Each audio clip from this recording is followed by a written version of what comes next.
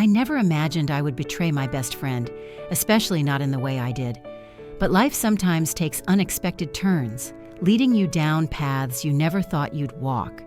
This is the story of how I found myself caught in a whirlwind of emotions, tempted by a man who was supposed to be off limits, my best friend's husband. It's a story of passion, betrayal, and the devastating consequences that follow. If you think you know how this ends, I urge you to keep reading, because what happened next is not what you'd expect. Sophie and I had been best friends since college. We shared everything, our hopes, our fears, our successes, and our failures. She was like a sister to me, someone I could trust with anything. We had been through so much together, and when she met Andrew, I was thrilled for her. He was the perfect match for her, handsome, successful, and utterly devoted.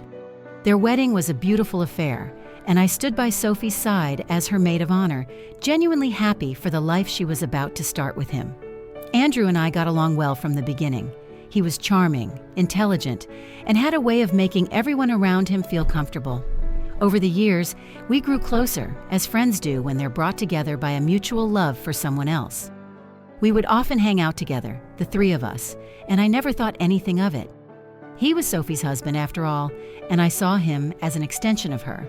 But things began to change when Sophie and Andrew started having problems in their marriage.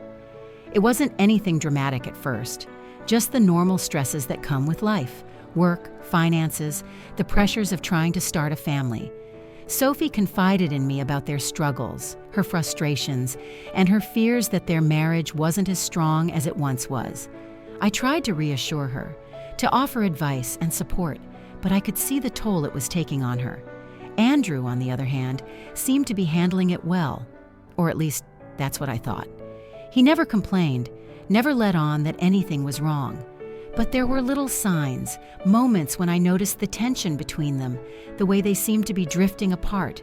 I wanted to help, to be there for both of them, but I didn't know how. Then came the night that changed everything. Sophie was out of town on a business trip, and Andrew invited me over for dinner. It wasn't unusual. We had done this before, just the two of us. We would have dinner, watch a movie, and talk about life. But that night felt different. There was a tension in the air, an unspoken something between us that neither of us acknowledged but both felt acutely. We talked over dinner, the conversation flowing as it always did. But as the night wore on, I noticed the way Andrew was looking at me, the way his eyes seemed to linger on mine just a little too long. I tried to ignore it, telling myself I was imagining things, but the feeling in the pit of my stomach told me otherwise. After dinner, we moved to the living room, each of us with a glass of wine in hand. We sat on the couch, the silence between us heavy with unspoken words.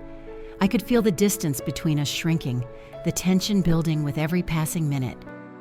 "I feel like we don't talk as much as we used to," Andrew said suddenly, his voice quiet but filled with something I couldn't quite place. I looked at him surprised. "What do you mean? We talk all the time."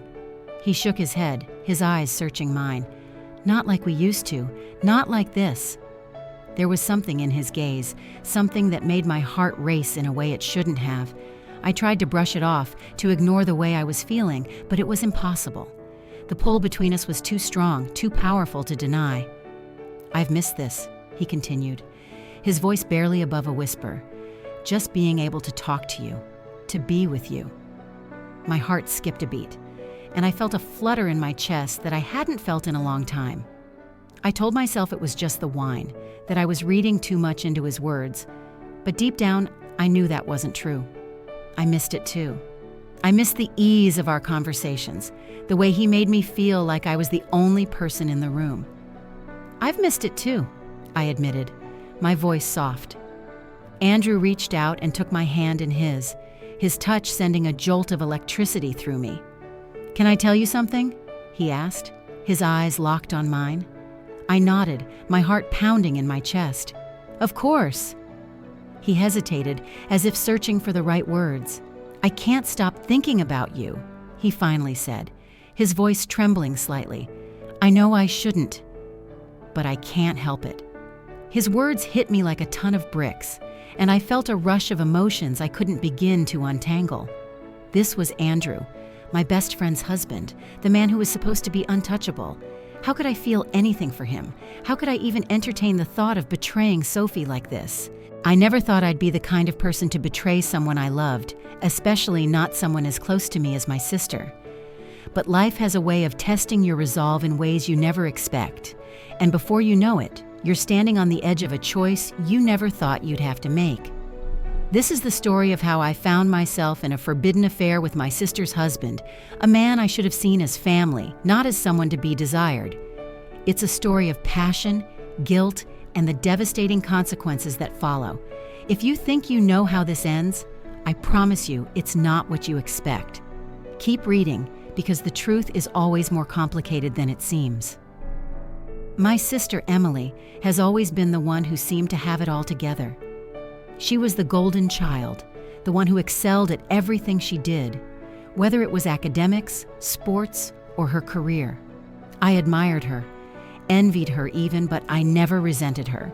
She was kind, generous, and always there for me when I needed her. When she met David, it was like the final piece of her perfect life fell into place. He was handsome, successful, and completely devoted to her. They got married in a beautiful ceremony that felt like something out of a fairy tale. And I was her maid of honor, standing by her side as she began what I believed would be a life filled with happiness. David and I had always gotten along well. He was easy to talk to, with a quick wit and a way of making everyone around him feel comfortable. Over the years, he became more than just my brother-in-law. He became a close friend, someone I could confide in. We often found ourselves deep in conversation at family gatherings, talking about everything from politics to the latest movies. I never thought anything of it. After all, he was married to my sister, and I loved him like a brother. But things began to change when Emily and David started having problems in their marriage. It wasn't anything major at first, just the usual strains that come with time, stress from work, disagreements about the future, the little things that add up and create tension. Emily confided in me, sharing her worries and frustrations, and I did my best to support her, to help her see things from David's perspective. I wanted to help them work through their issues, to see them happy again. But as time went on, I noticed that David started turning to me as well. He would call or text, asking for advice on how to make things better with Emily, asking what he could do to fix the growing distance between them. I wanted to help. I wanted to see them happy again, to see them find their way back to each other.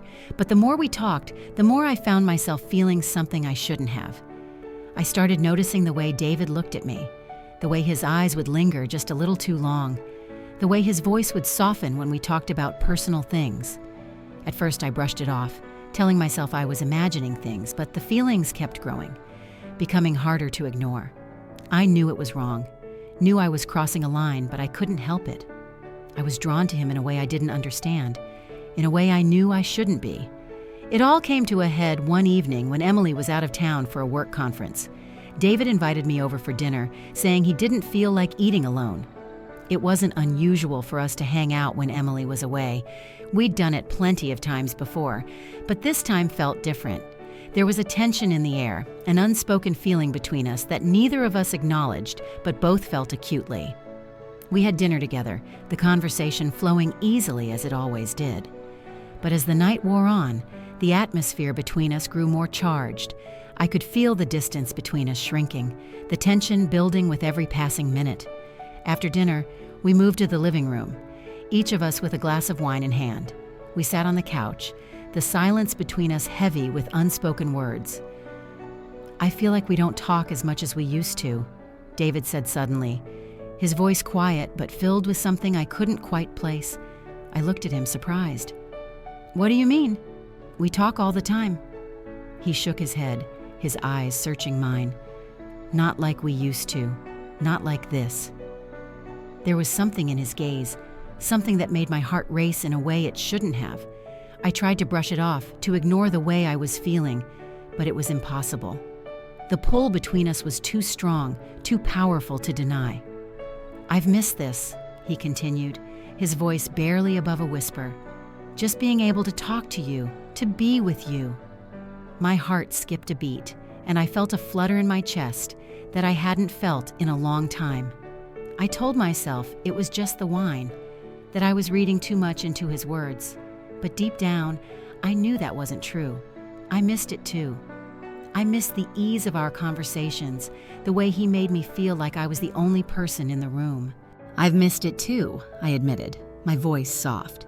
David reached out and took my hand in his touch sending a jolt of electricity through me. "Can I tell you something?" he asked, his eyes locked on mine. I nodded, my heart pounding in my chest. "Of course." He hesitated, as if searching for the right words. "I can't stop thinking about you," he finally said, his voice trembling slightly. "I know I shouldn't, but I can't help it." His words hit me like a ton of bricks, and I felt a rush of emotions I couldn't begin to untangle. This was David, my sister's husband, the man who was supposed to be untouchable. How could I feel anything for him? How could I even entertain the thought of betraying Emily like this? But even as the guilt gnawed at me, I couldn't deny the pull I felt toward him, the way he made me feel alive in a way I hadn't felt in years. I knew it was wrong, so wrong, but the temptation was overwhelming. "David, we can't," I began, my voice trembling. He nodded, his grip on my hand tightening. "I know, believe me, I know. But that doesn't change how I feel." His confession sent a thrill through me, but it was quickly followed by a wave of guilt so intense it nearly took my breath away. I had to stop this before it went any further, before we crossed a line we could never uncross. "We need to go," I said, pulling my hand away from his. "This isn't right." David looked at me, his expression filled with a mix of regret and longing. "You're right," he said softly. "I'm sorry. I shouldn't have said anything." But the damage was already done. The words had been spoken, the feelings laid bare, and there was no going back. We left the living room in silence, the tension between us thick and suffocating. I knew I should have ended it there, should have walked away and never looked back. But I couldn't shake the feeling that something had changed between us, something that couldn't be ignored. The next few weeks were a blur of confusion and guilt. I tried to avoid David, to put some distance between us, but it was impossible. We were bound by our connection to Emily, by the life we had all built together. And every time I saw him, every time our eyes met, the tension between us grew stronger, the unspoken feelings more intense. I found myself thinking about him more and more, replaying our conversations in my mind, wondering what it would be like if things were different. It was a dangerous game I was playing, one that I knew could only end in disaster, but I couldn't stop myself. I was drawn to him in ways I didn't understand, in ways I knew I shouldn't feel. Then came the night that changed everything again. Emily was out of town once more, this time visiting her parents for the weekend. David called me, asking if I wanted to come over for dinner. I hesitated, knowing it was a bad idea, but I couldn't bring myself to say no. I told myself it was just dinner, just two friends catching up. But deep down, I knew it was more than that. When I arrived at their house, David greeted me with a warm smile, the tension between us still there but hidden beneath the surface. We talked over dinner, the conversation easy and familiar, but there was an undercurrent of something else, something we both felt but neither of us acknowledged. After dinner, we moved to the living room, each of us with a glass of wine in hand. The conversation grew quieter, more intimate, and I could feel the distance between us shrinking. There was a moment when our eyes met, and in that moment, I knew. I knew that if I didn't leave, something was going to happen, something that would change everything. But I didn't leave. Instead, I stayed. And when David leaned in to kiss me, I didn't pull away. The kiss was soft at first, almost hesitant, as if we were both giving ourselves a chance to stop before it went too far. But neither of us stopped. The kiss deepened, became more urgent, and all the emotions I had been trying to suppress came rushing to the surface. We ended up in the bedroom, our clothes discarded in a trail from the living room to the bed. What happened next was a blur of passion, of tangled limbs and whispered words, of emotions too intense to contain. It was exhilarating, intoxicating, and for a few brief hours, I forgot about everything else. I forgot about Emily, about the betrayal, about the consequences. All that mattered was the way David made me feel, the way he seemed to fill a void I hadn't even realized was there. But when it was over, reality came crashing down around me. I lay in bed, staring at the ceiling, as the weight of what I had done settled over me like a heavy blanket. I had just slept with my sister's husband. I had betrayed the person I loved most in this world, and there was no way to undo it. David reached out to touch my arm, his fingers gentle against my skin. "Are you okay?" he asked, his voice filled with concern. I nodded, but I couldn't bring myself to look at him. "I'm fine," I replied, my voice barely above a whisper. But I wasn't fine. I was anything but fine. I felt sick to my stomach, overwhelmed by a wave of guilt so intense it was hard to breathe. How could I have done this? How could I have betrayed Emily like this? David seemed to sense my turmoil, and he pulled me into his arms, holding me close as if he could somehow protect me from the storm that was raging inside me. But his embrace, instead of offering comfort, only amplified the guilt I felt. I could feel the warmth of his body, the steady rhythm of his heartbeat, and all I could think about was how wrong it was. How terribly, unforgivably wrong. "I'm sorry," he whispered into my hair. "I never meant for this to happen." I nodded, but I couldn't find the words to respond. The reality of what we had done was sinking in, and it felt like I was drowning in a sea of regret and shame. I wanted to turn back time, to erase the past few hours, but I knew that wasn't possible. What was done, and now I had to live with the consequences. "We can't keep doing this," I said finally, my voice barely audible. "We have to stop, David. This can never happen again." He pulled back slightly, just enough to look me in the eyes. I could see the conflict written all over his face, the same battle that was raging inside me. "I know," he said softly, "but it's not that simple, is it? I can't just turn off what I feel for you." His words sent a shiver down my spine, and I felt the tears welling up in my eyes. "But we have to," I whispered, desperate to cling to whatever shred of morality I had left. "Emily, she doesn't deserve this. She doesn't deserve to be hurt like this." David closed his eyes, as if he was trying to block out the truth of my words. "I know," he said again, his voice thick with emotion. "But I can't pretend that what happened tonight doesn't mean anything. I can't pretend that I don't care about you, that I don't want you." His confession hit me like a ton of bricks, and I felt the tears spill over, running down my cheeks in hot, shameful streams. I wanted to tell him that I felt the same way, that I was just as drawn to him as he was to me, but I couldn't bring myself to say the words. It didn't matter what I felt, because what we had done was wrong. So wrong, and no amount of feelings could change that. "I have to go," I said suddenly, pulling away from him.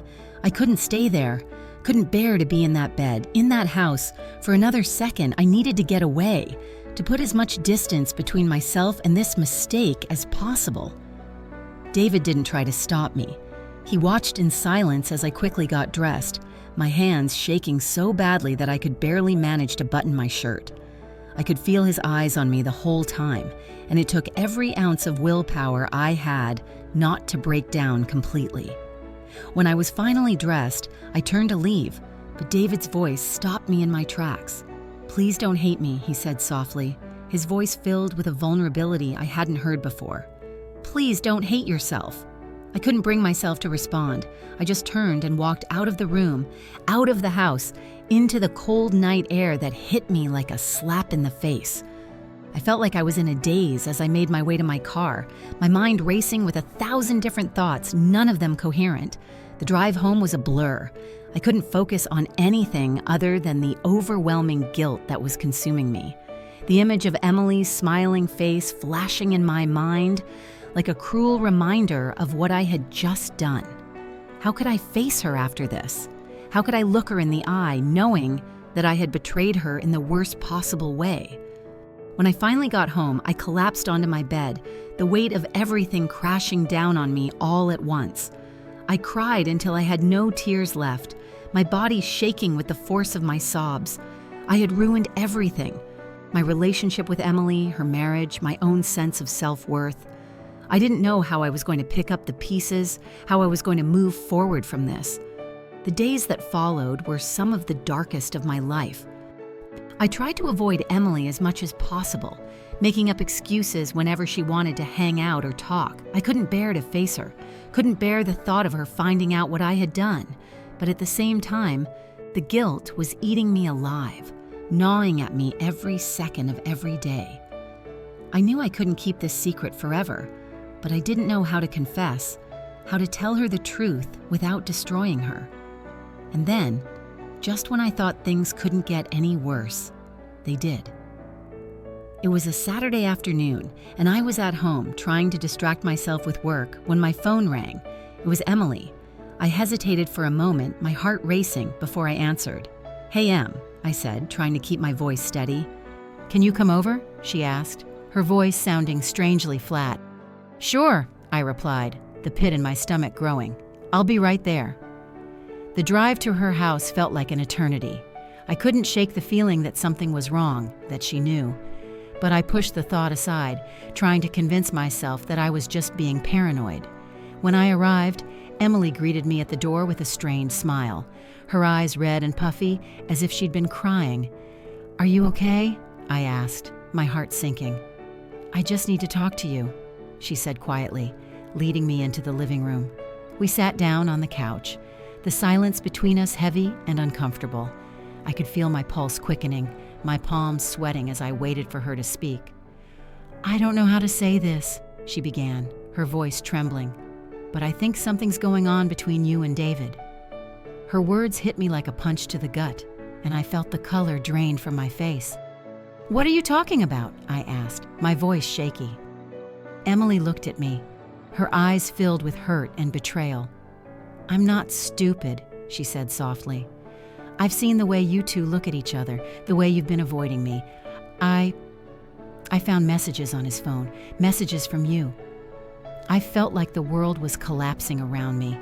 I wanted to deny it, to lie and tell her she was imagining things, but I couldn't do it. I couldn't lie to her anymore. Emily, I began, my voice breaking. "I'm so sorry." The tears started to spill down her cheeks, and she shook her head as if she couldn't believe what she was hearing. "How could you?" she whispered, her voice filled with anguish.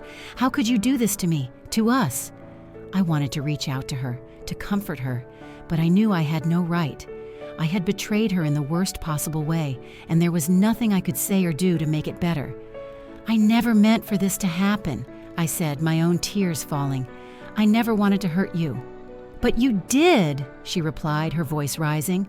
"You ruined everything. You ruined my marriage, our relationship, everything."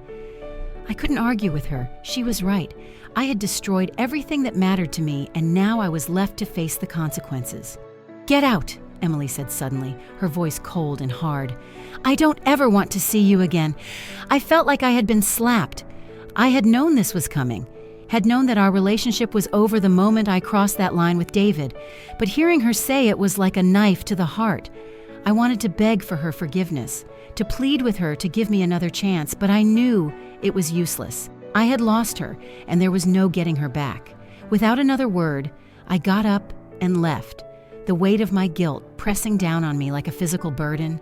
As I drove away, I felt numb, like I was in a daze. I had lost everything, my best friend, the man I thought I loved, and my own sense of self. I didn't know how I was going to move forward, how I was going to live with what I had done. In the weeks that followed, I tried to pick up the pieces of my shattered life. I moved out of the city, needing to put as much distance between myself and the mess I had created as possible. I started over in a new place, where no one knew me, where I could try to forget about the past. But no matter how far I ran, the guilt followed me. It was always there, lurking in the background, a constant reminder of the person I had become. As for David and Emily, I heard through mutual friends that they had separated, and I knew it was my fault. I had destroyed their marriage, their lives, and I would have to live with that knowledge for the rest of my days. The love I had felt for David, the passion that had consumed us, now felt like a curse, something that had ruined everything it touched. And so, here I am, alone in a new city, trying to rebuild a life that I shattered with my own hands. I don't know if I'll ever be able to forgive myself, if I'll ever be able to move on from the mistakes I made. But I do know that I'll never make those mistakes again.